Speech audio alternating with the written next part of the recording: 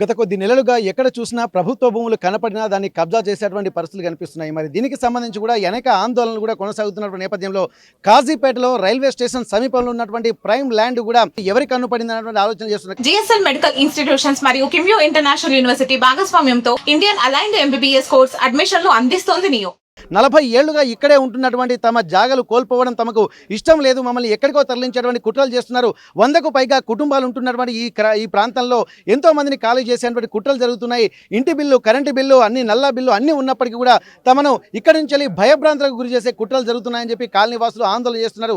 వారికి సంఘీభావంగా కూడా బీఆర్ఎస్ పార్టీ నేతలు వచ్చారు. ఒకసారి వార్తలు కూడా మనం మాట్లాడదాం. గతంలో జరిగినటువంటి పరిణామాలు, మరి 4 దశాబ్దాలుగా ఎన్నడూ లేని ఈ విచిత్రమైనటువంటి పరిస్థితులు మరి ఇప్పుడే ఎందుకు తలెత్తుతున్నాయన్నటువంటి ప్రశ్నలు కూడా సగటు వ్యక్తిలో కనిపిస్తున్న నేపథ్యంలో ఏం జరుగుతుందో మనం తెలుసుకున్నటువంటి ప్రయత్నం చేద్దాం. ప్రస్తుతానికైతే ఇక్కడ వరంగల్ పశ్చిమ మాజీ ఎమ్మెల్యే దాసరి వినయ్ భాస్కర్ గారు మనతున్నారు. ఒక్కసారి వారి మాటలో విందాం.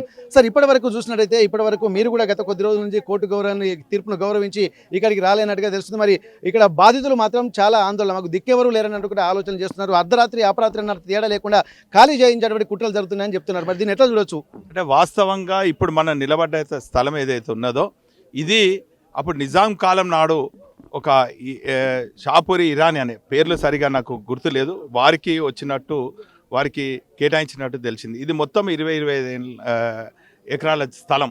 ఆ తదుపరి ల్యాండ్ సీలింగ్ యాక్ట్ రాగానే మరి వాళ్ళందరూ కూడా మేము 25 మంది వారసులు ఉన్నాం అని చెప్పి దీన్ని అంతా కూడా చేశారు. కానీ చివరికి ప్రభుత్వం ఒత్తిడి మేరకు ల్యాండ్ సీలింగ్ కింద ఇక్కడ ఒక 8 ఎకరాలు సీలింగ్ యాక్ట్ కింద మరి ప్రభుత్వ స్థలంగా గుర్తించి ఇక్కడ చేయడం జరిగింది. గతంలో ఇక్కడ బస్టాండ్ రావాలని చెప్పి, ప్రభుత్వ కార్యాలయాలు రావాలని చెప్పి మేము పోరాటం చేసిన మాట వాస్తవం. అది బహుశా 85-89 అనుకుంటా, బహుశా కొంచెం అటు ఇటు. అయినప్పటికీ కూడా అప్పుడు ఆర్టీసీ అధికారులు, ఆర్టీసీ అంతా కూడా లాస్ట్లో ఉన్నది, బస్టాండ్ ఏర్పాటు చేయలేమని చెప్పి లిఖితపూర్వకంగా చెప్పడం జరిగింది. అయినప్పటికీ కూడా ఇక్కడ దిమ్మలు పెట్టారు. ఆ సందర్భంలో నాకు గుర్తున్నట్టు మటుకు కాంగ్రెస్ ప్రభుత్వంలో ఇక్కడ స్థానిక కార్పొరేటర్ సదానందం గారు మరి వైఎస్ఆర్ నగర్ పేరిట మరి ఇక్కడంతా కూడా సుమారు ఒక 100 మందికి గుడిసెలు వేయించడం జరిగింది. ఆ సందర్భంలో 2009లో నేను శాసనసభ్యుని అయిన తర్వాత మరి వాళ్ళందరూ కూడా వచ్చి సదానందం గారు కూడా మా పార్టీలు చేరి వైఎస్ఆర్ పేరు తీసేద్దాం, ఇంకే పేరు అంటే నేను అన్నను, పేరు అదే ఉండాలి, పేదలు అక్కడనే ఉండాలి, పేరు మార్పిడి జరగొద్దు, పేదలు కూడా జరగొద్దు అని చెప్పి వారికి సంఘీభావంగా సదానందం గారికి మద్దతుగా మేమందరం కూడా ఇక్కడ చేసినాం. అయితే నేను శాసనసభ్యునిగా ఉన్నప్పుడు ఇక్కడ ఏదో వాళ్ళకి ఆర్డర్ వచ్చింది అది అని చెప్తే నేను ఆర్డీఓ గారిని, ఎంఆర్ఓని ఇక్కడికే మనం నిలబడ్డ స్థలంలో వారిని తీసుకొచ్చి ఎవ్వరు కూడా వీళ్ళు జోలికి పోవద్దు అని చెప్పి ఆదేశించడం జరిగింది. ఒకసారి కరెంటు కూడా వీళ్ళు బిల్లు కట్టలేని పరిస్థితులలో మరి కరెంట్ కట్ చేస్తే కూడా డీలను ఏడీలను పిలిపించి సొంతంగా పైసలు కట్టి మరి వీళ్ళకి మద్దతుకు ఉండటం జరిగింది. ఎందుకు మద్దతుకు ఉన్నా అంటే వీళ్ళకి ఆల్రెడీ రేషన్ కార్డులు ఉన్నాయి, తర్వాత ఇంటి నెంబర్లు ఉన్నాయి, ఆధార్ కార్డులు ఉన్నాయి, అన్ని రకాలుగా వీళ్ళందరికీ కూడా ఉన్నాయి, హౌస్ నెంబర్లు కూడా వచ్చినాయి. కానీ ఇక్కడ బాధాకరం విషయం ఏంటంటే 3 ఏళ్ల నుంచి కాంగ్రెస్ ప్రభుత్వం వచ్చినప్పటి నుంచి పేదల స్థలాలపైన, ప్రభుత్వ స్థలాలపైన రాబందుల్లాగా పడి ఈరోజు పేదలను తరలించే కథ చేస్తున్నారు. పేదలపైన దాడులు చేస్తున్నారు, పేదల గుడిసెలన్నీ కూడా కూలగొడుతున్నారు. అందులో భాగంగా మీరు చూసినట్టయితే ఇక్కడ పేదలు వేసుకున్నటువంటి గుడిసెలన్నీ కూడా రాత్రి వాళ్ళని భయభ్రాంతులు చేసి ఇచ్చేస్తున్నారు. రకరకాలుగా కహానీలు వినిపిస్తున్నారు. వీళ్ళకట డబుల్ బెడ్రూమ్ ఇస్తారట షాంపేట్ల పేదోళ్ళు లేరా? షాంపేట్లో అక్కడ ఉన్న వాళ్ళు ఏం కావాలి?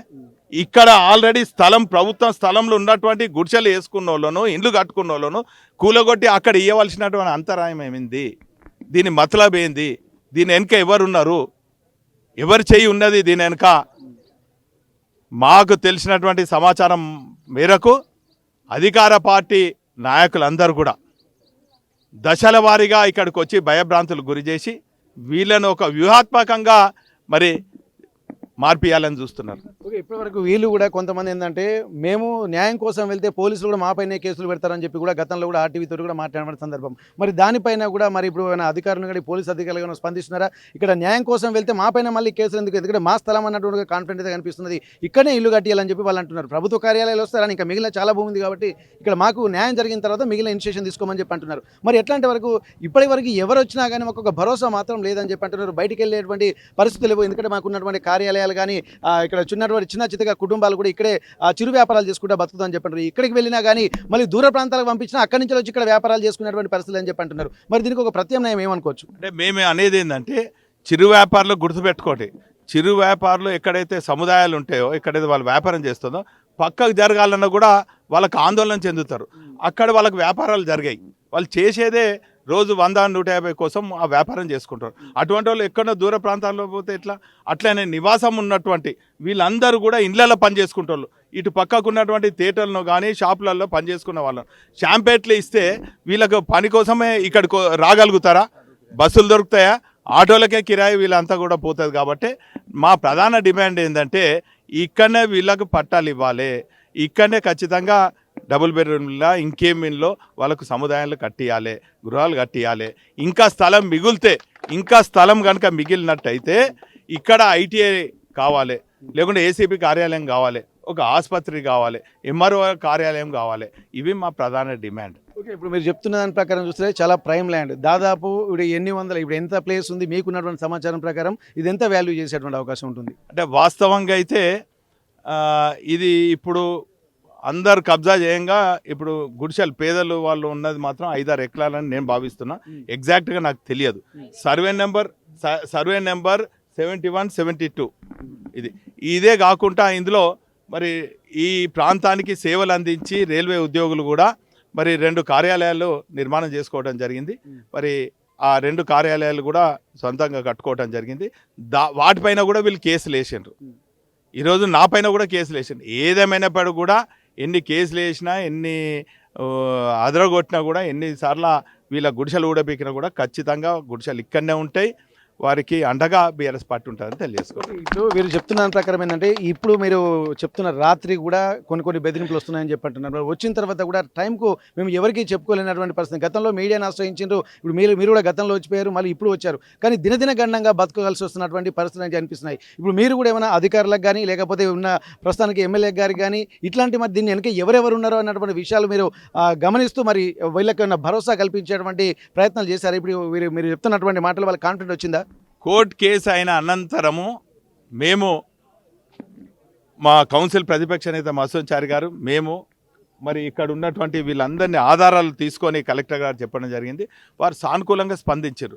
పాపం ఆ అధికారుల పైన, కలెక్టర్ పైన, ఆర్డీఓ పైన, మున్సిపల్ కమిషనర్ పైన ఈ అధికార పార్టీ నాయకులు ఒత్తిడి తీసుకొచ్చి ఎన్ఓసి సర్టిఫికెట్లు ఇప్పిస్తున్నారండి. అది కమర్షియల్ పర్మిషన్ లేదు, ఆర్టీఏ వేస్తున్నాం.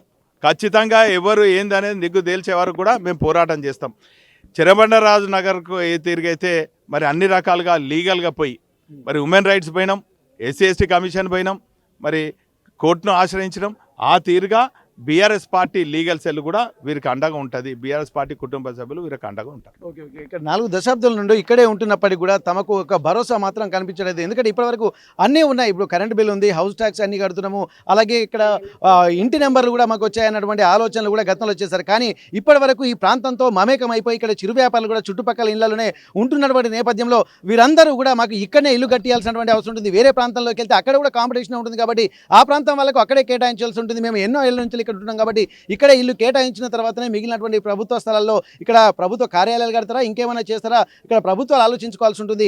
ఇప్పటికే 100 మందికి పైగా మాకు ఇక్కడ ఒక భరోసా కానీ కల్పించేది. కానీ ఇప్పటికీ కొంతమందిని ఖాళీ చేసేటువంటి ప్రయత్నాలు జరిగి మిగిలిన వాళ్ళని కూడా ఖాళీ చేసేటువంటి కుట్రలు, భయభ్రాంతులకు గురి చేసేటువంటి ప్రయత్నాలు జరుగుతున్నాయని చెప్పి అంటున్నారు. ఇక్కడ కాకుల్ని కొట్టి గద్దలకేయాలన్నటువంటి ఒక ఆలోచనలు కూడా చేస్తున్న నేపథ్యంలో పేద బడుగు బలహీనమైనటువంటి మమ్మల్ని ఇక్కడ ఇంత ఇబ్బందులు పెట్టి ప్రభుత్వాలు సాధించేదన్న ఒక ఆలోచనలు కూడా వీరు వచ్చినటువంటి నేపథ్యంలో బీఆర్ఎస్ పార్టీ ప్రస్తుతానికైతే అండగా ఉంటుంది. ఉంటుందని చెప్తున్నారు. వారి లీగల్ సెల్ కూడా ప్రతిదీ కూడా ఒక కీన్ అబ్జర్వేషన్లో ఉంటున్న నేపథ్యంలో వీరికి ఏం జరిగినా కానీ మేము అండగా ఉంటున్న ఒక భరోసా మాత్రం ఇక్కడ బీఆర్ఎస్ నేతలు ఇస్తున్నటువంటి పరిస్థితి. మరి వీళ్ళు కూడా ఏంటంటే ఇప్పటి వరకు జరుగుతున్నటువంటి పరిణామాలతో పాటు విసిగి వేసారిపోయినటువంటి నేపథ్యం మాకున్నది కాబట్టి ఇక ముందైనా సరే మేము ప్రాణాలకైనా తెగిస్తాం తప్ప ఇక్కడ నుంచి ఖాళీ చేసి వెళ్ళే ప్రసక్తి లేదన్నట్టు ఒక ఆలోచనలు మాత్రం ఇక్కడ వైఎస్ఆర్ నగర్ కాలనీ వాసులు చేస్తున్నటువంటి పరిస్థితి. కాజీపేట వైఎస్ఆర్ నగర్ కాలనీ నుండి కెమెరా పర్సన్ వంశీతో వెంకటరత్నం, RTV వరంగల్.